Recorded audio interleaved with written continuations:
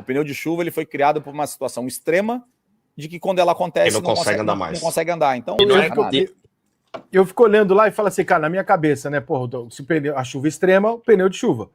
O cara não está com chuva extrema e a corrida é interrompida. Peraí, cara. Então quer dizer que os pilotos não entendem que a pista é suficientemente extrema para ele colocar o pneu de chuva e a direção de prova para a corrida. Porra, eu achei exagerado. Mas o que o Kaká falou é isso, assim, é questão.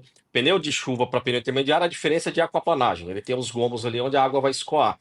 E a questão de ter parado é a questão da visibilidade ao spray d'água.